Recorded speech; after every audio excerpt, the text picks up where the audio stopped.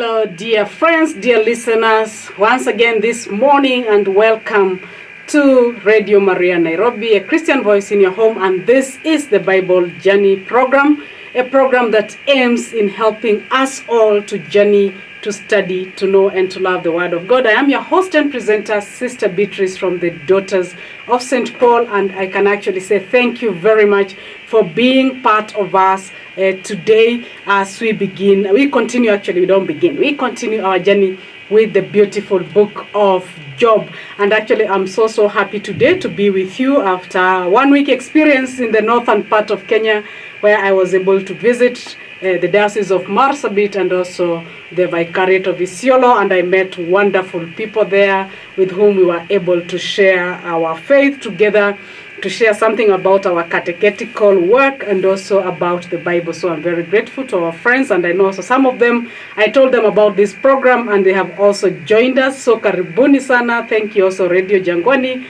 for also allowing me to be part of you.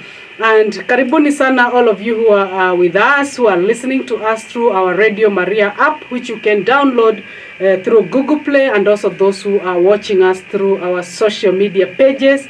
I can see Apio Lily there. Thank you for being with us, Mr. John Lengwe, and many others who don't like being seen. They are a bit hidden.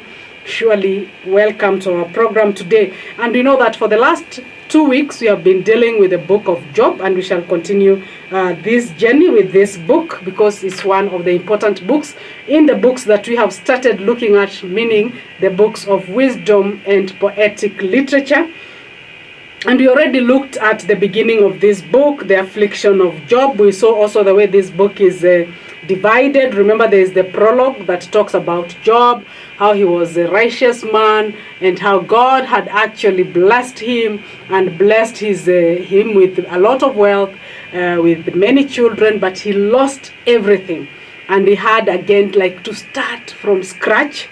And of course, we also spoke at length about one of the doctrines that we find in the Old Testament, the doctrine of divine retribution. And that was a simple understanding that if anything bad happened to a person, be it sickness, losing one's wealth, some type of misfortune, it was a sign that God was punishing that person because that person had done something against God. And actually we know that this is one of the things that we will find defended very much, especially by the three friends of Job who come to sympathize with him. And actually these are the people we shall be looking at today, and the dialogue they have with Job. Remember, after Job lost everything, he sat in ashes. Even when he got afflicted, he got the skin disease, he sat in ashes and said that he came with nothing, the Lord has taken, he'll go back with nothing, and blessed be the name of the Lord. And when his three friends came, that is Eliphaz, who is a Temanite, Bildad, a Shuhite, and Zophar, and Naamathite, when they came, actually they didn't start talking immediately. Actually, these dialogues that will mark a big part, the cycle of the dialogues that mark most of the book of Job, started after 7 days of silence. Then towards the end, when now God gives his answer after a long silence, also Job falls into silence because he says, my words do not change anything in terms of how God acts in the life of the people. So, and also how God reacts to us. In fact, as we shall be looking at the various aspects of the speeches that we meet, we will see that a defense of the divine retribution, and Job continuously affirming his innocence, that he was not innocent, he didn't do anything bad so that he could end up in this situation. And this dialogue goes on for a long time. We have 3 cycles of speeches. The first cycle is from chapter 3 to 14.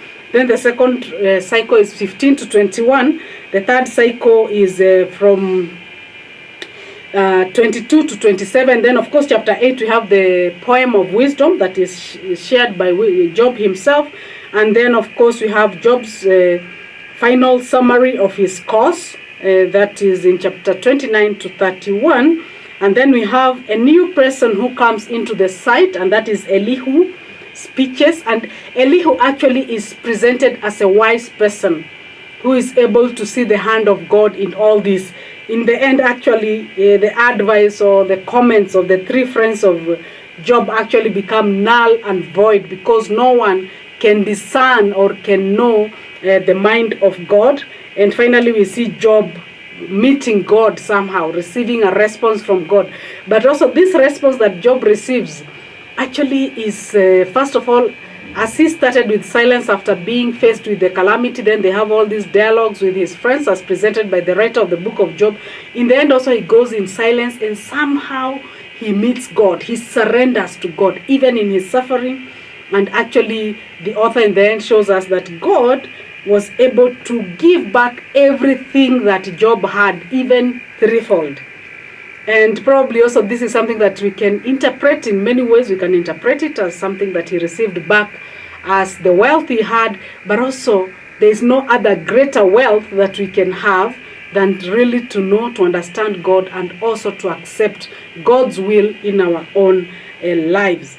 And we are told here from the African Bible, one of the comments that we read is that the purpose of this long dialogue that Eliphaz does, or apparently is shown as presenting to Job, the purpose of this long dialogue is to develop in the best way possible the problem of the suffering of a just person and the traditional theology of retribution that the three friends actually try to defend this doctrine of retribution that I explained very well in our last week's program, which simply meant that if somebody had done something wrong, it meant that God would punish that person through some certain calamity. So it meant if Job was going through this suffering, it meant God was punishing him. Meanwhile, Job will be seen continuously defending his innocence. And we as readers, we know actually who was the one who made Job to suffer. Actually, it was not his sinfulness, but it was the evil one. Through the permission of God, Satan, who was roaming around the world and choosing some of God's friends to play mischief on them.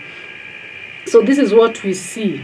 And what we notice in the whole area of these dialogues for a very long time within the book of Job, we see that the main body of this book is dominated by God's silence. God is silent. The Lord is a quiet spectator, but we see that somehow God here is reduced to a theological discussion.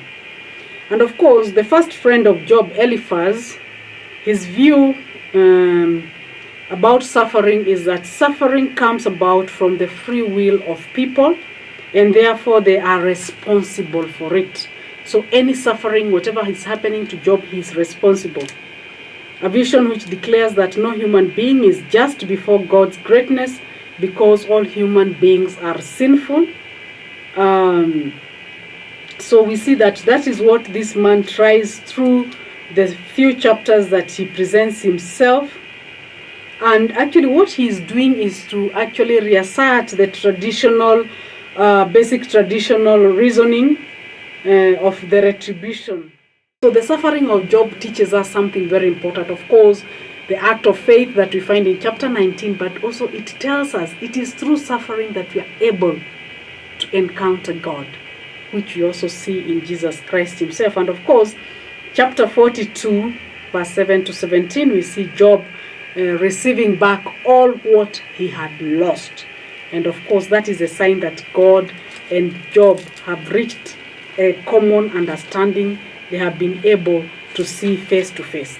So thank you very much, and let us meet next week. I've been your host and presenter in this Bible Journey program. May God bless us all and continue to grant us also the graces that we need as we continue to study, to love together His Word, as we continue to learn more about our faith through His Word.